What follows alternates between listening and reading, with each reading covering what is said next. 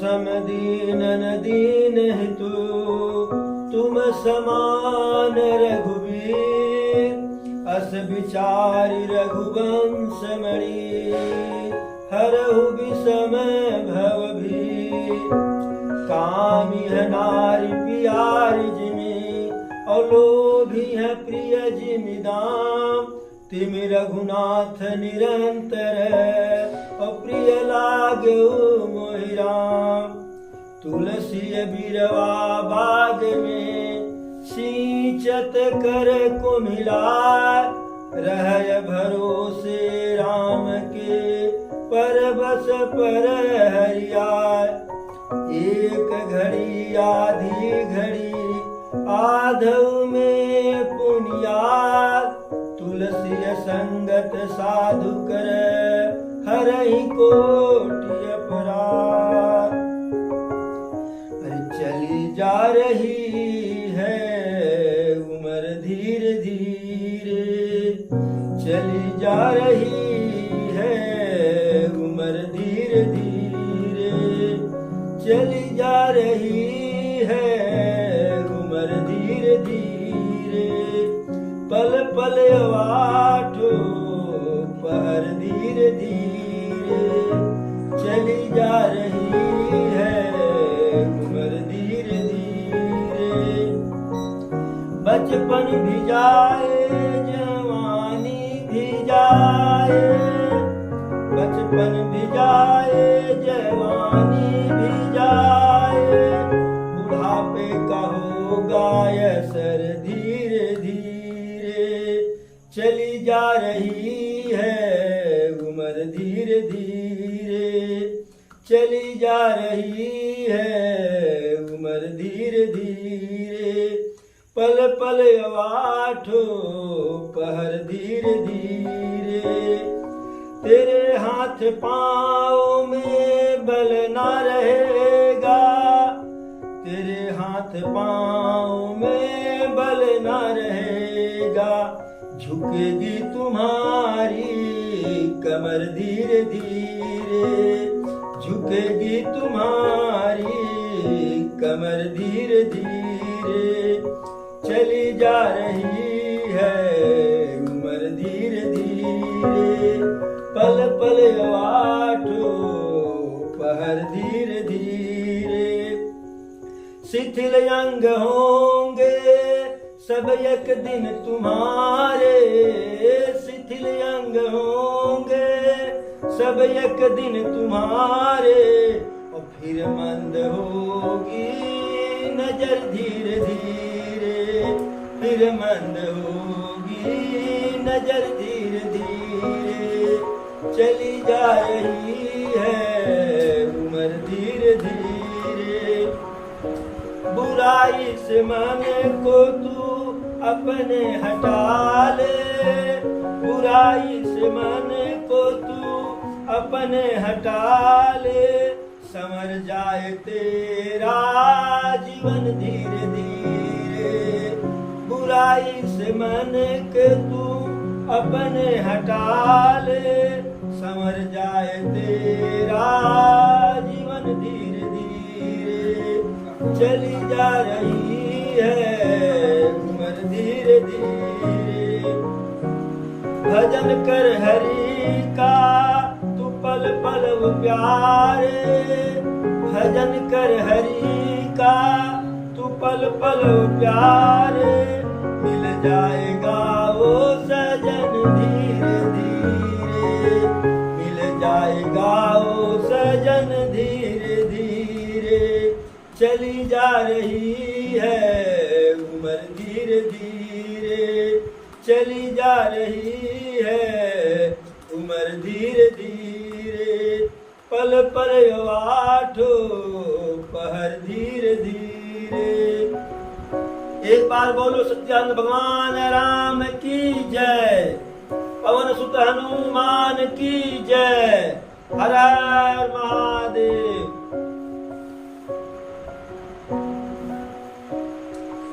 तुम कह भरत कलंक यह हम सब कह उपदेश राम भगत रस सिद्ध हित भायहु समय गणेश। भरद्वाज जी के सामने भरत जी बिल्कुल अपराधी के मुद्रा में, अपराधी भाव से बैठे हुए हैं कि कहीं गुरुदेव अभी कुछ पूछने ले हमसे प्रभु राम के वन गमन की पटकथा के बारे में। लेकिन भरत जी का मन गंगा जी के जल की तरह से बिल्कुल निर्मल था। भरत जी के अंदर कर तो था नहीं, फिर भी डर था। डर उनको यश अपयश का नहीं था। उनको जो सबसे बड़ा दुख था भरत जी को, उनका दुख यही था कि हमारे चलते प्रभु राम,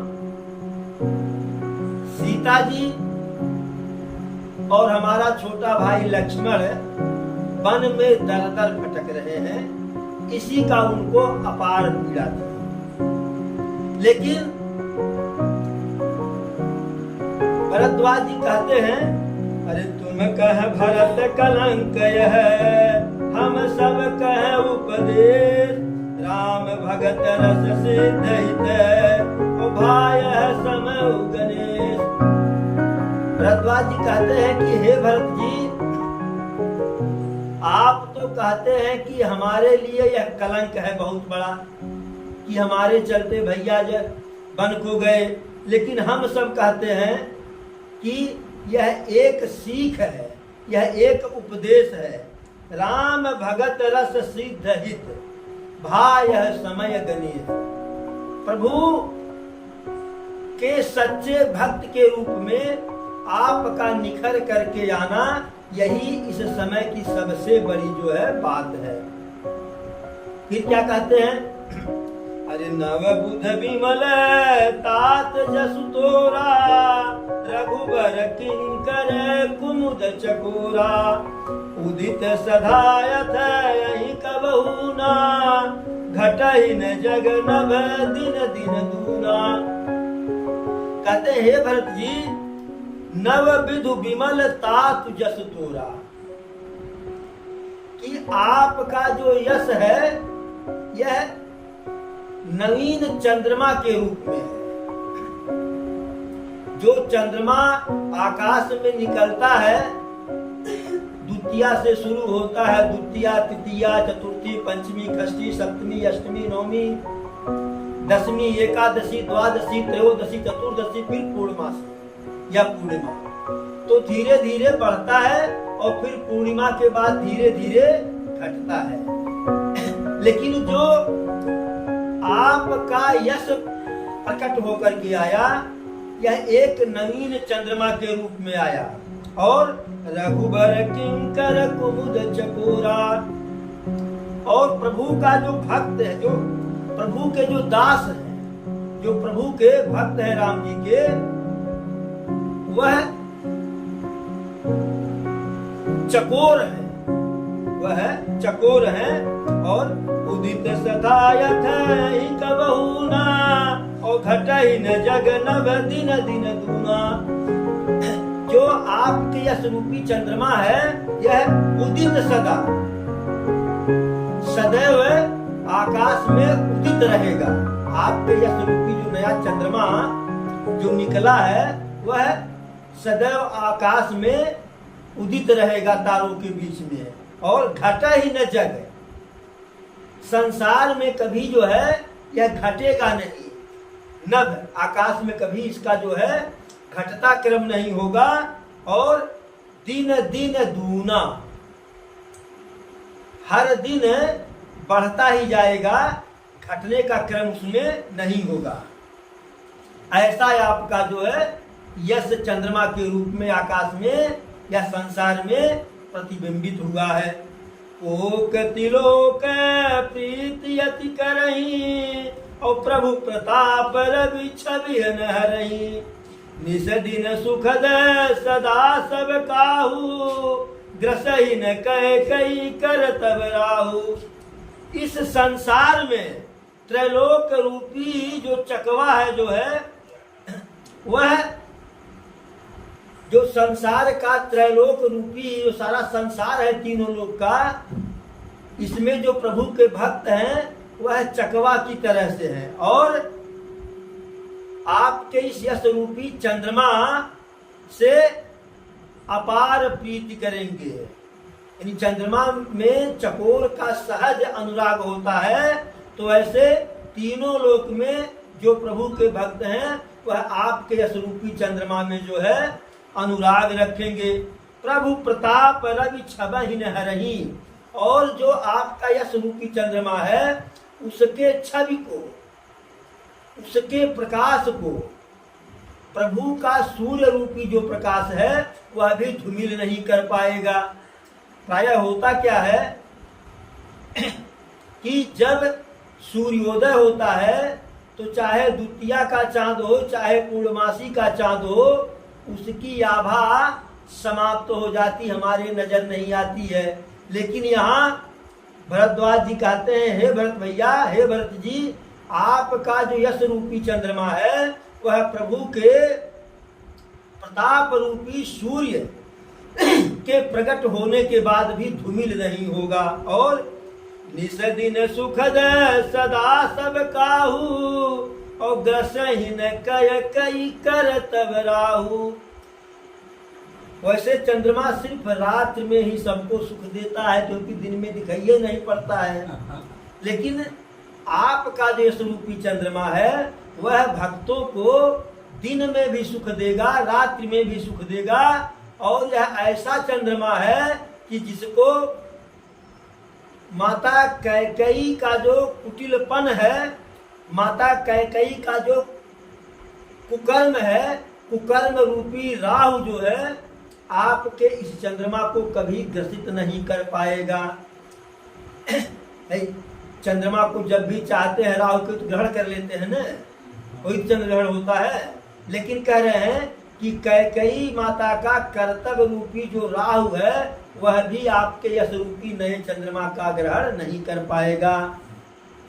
पूरन राम सुपेम पीयूषा, गुर अवमान दोष नहीं दूसा।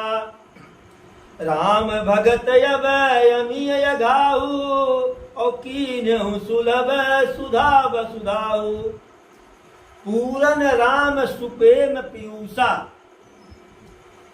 यह राम के प्रेम रूपी अमृत से भरा हुआ है आपका यश रूपी चंद्रमा। और गुरु अवमान दोष नहीं दूसा, चंद्रमा को गुरु का जो है श्राप लगा है, इसीलिए लोग कहते हैं चंद्रमा में धब्बा है।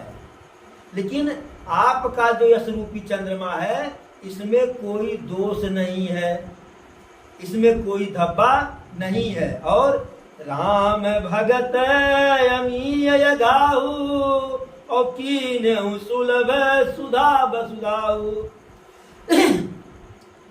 इसमें जो आपकी यश रूपी चंद्रमा की सृष्टि पृथ्वी पर हुई है जो है वह अमृत से सुलभ है, यानी अमृत से भी अधिक जो है सुखकारी है, सुंदर है, पुनीत है। और कीन्हु सुलभ सुधा वसुधाहु, पृथ्वी पर जो है अमृत की तरह से जो है उसको पृथ्वी पर ला करके जो है उसे आप सबके लिए सुलभ कर दिए, दिखा दिए हैं कि प्रभु की भक्ति कैसे की जाती है। भूप भगीरथ सुर सरयानी, और सुमिरत सकल सुमंगल खानी। राजा भगीरथ के द्वारा जो पृथ्वी पर गंगा मैया को लाया गया कि जिस गंगा मैया का स्मरण मात्र करने से सारा सुमंगल हो जाता है। गंगा मैया का दर्शन, परस, मज्जन, पान, यह सुमंगल का खान है, खजाना है। और दशरथ गुण गण बरन न जाही, अधिक कहा जई सम जग नाही।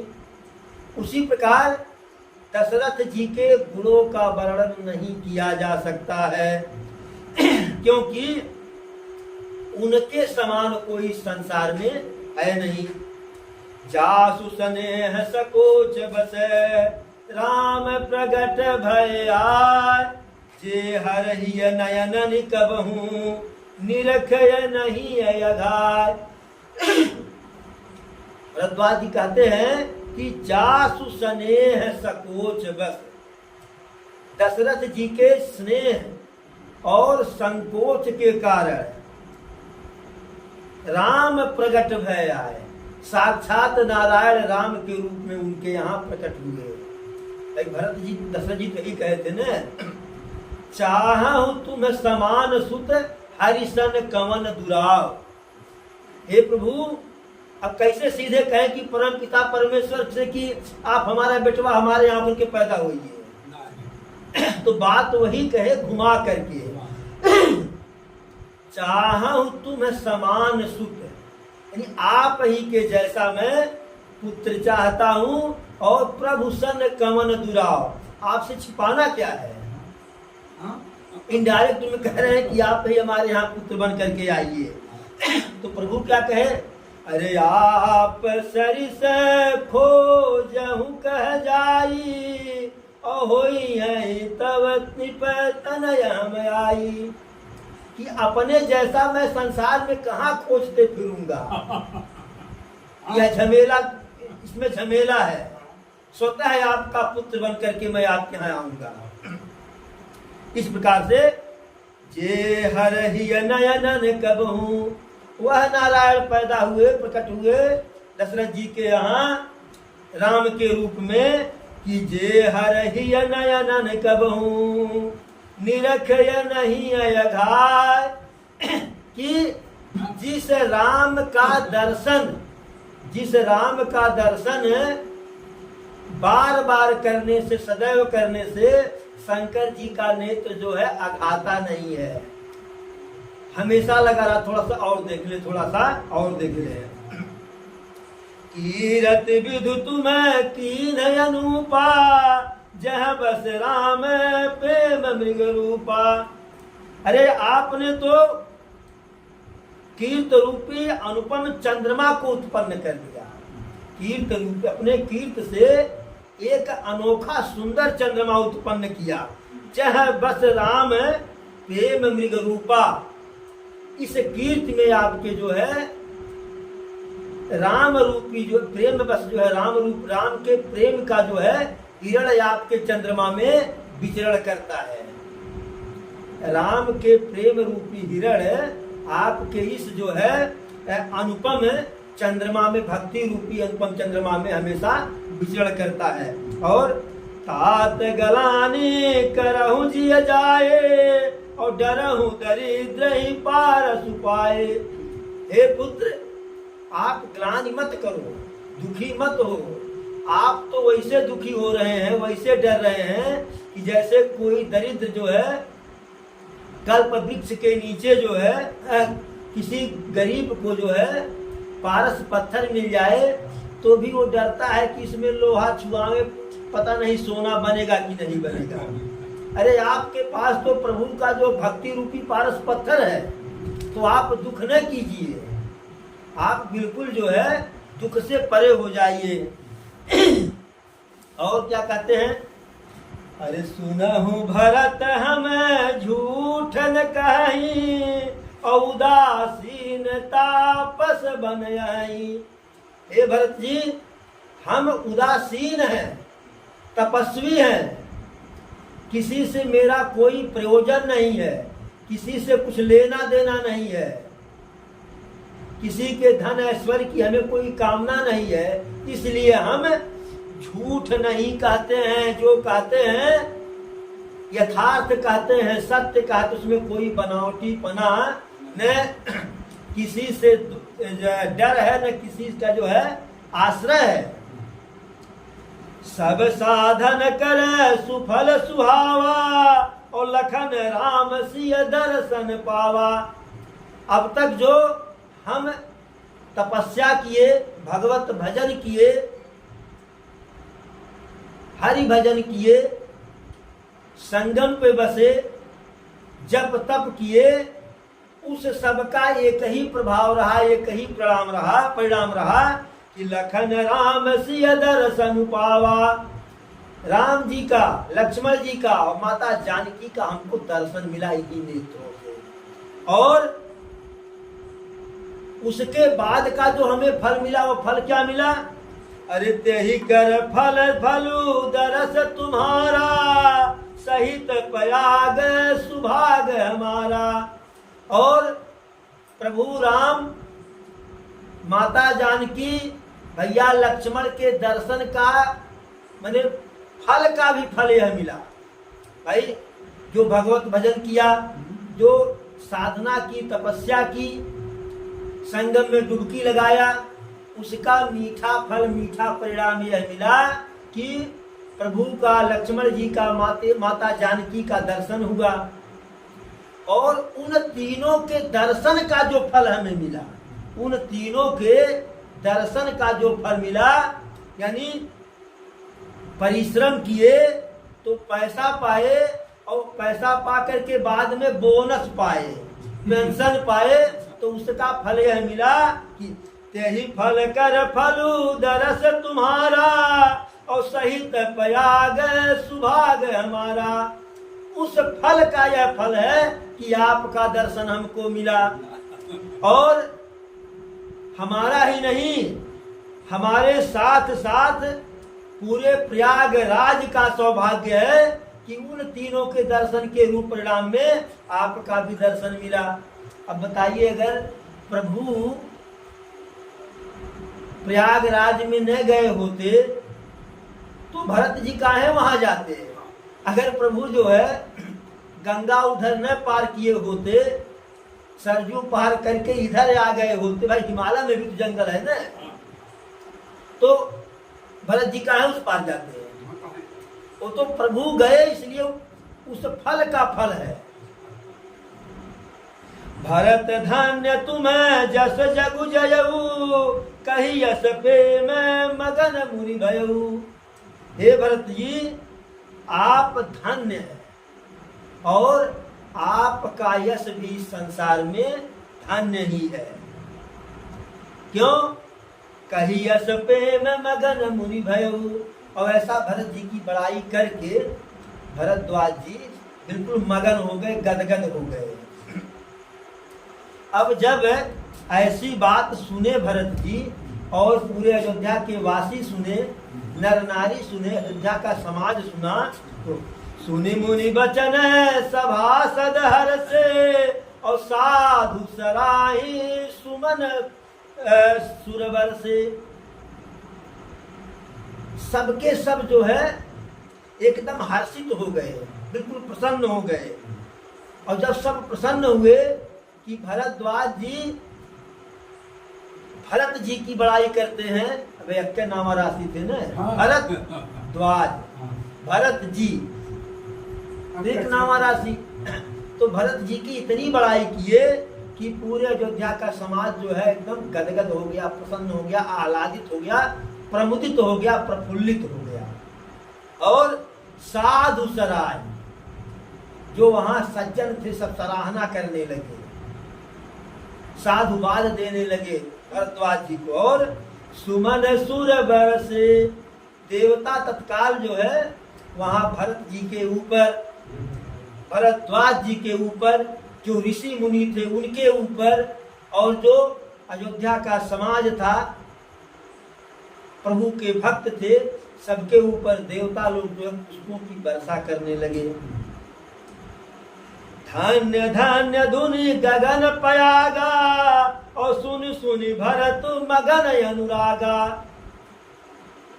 आसमान से भी आकाशवाणी हुई, भरत जी धन्य है आप, भरत जी धन्य है आप। और पूरे प्रयाग में, प्रयागराज में भरत जी का जयकारा होने लगा। और जब इस बात को सुने भरत जी, बेचारे इस दुख से दुखी थे, पीड़ा से पीड़ित थे, लज्जित थे, अपने आप को कलंकित मान रहे थे। जब कोई बड़ाई कर दिया इस प्रकार से, और प्रमाण के रूप में उसको सर्टिफाई देवता लोग भी कर दिए, आकाशवाणी करके पुष्प की वर्षा करके, तो सुनि सुनि भरत मगन अनुरागा। जैसे जैसे भरत जी अपनी बड़ाई सुन रहे हैं वैसे वैसे उनका मन जो है मगन हो रहा है और प्रभु के चरणों में और प्रेम बढ़ रहा है। पुलक गात ही राम सिय सजल सरोरुहन करि प्रणाम मुनि मंडले बोल गद गद बैन। उनके नेत्र, उनका जो पूरा शरीर गदगद हो गया भरत जी का, और उनके नेत्रों में सीता राम के प्रेम में सुंदर जो है निर्मल जल भर आया। और करि प्रणाम मुनि मंडली, जितना भी वहां ऋषि मुनि थे, ऋषि मुनियों के मंडल को, समूह को प्रणाम करके बोले गद गद बहन,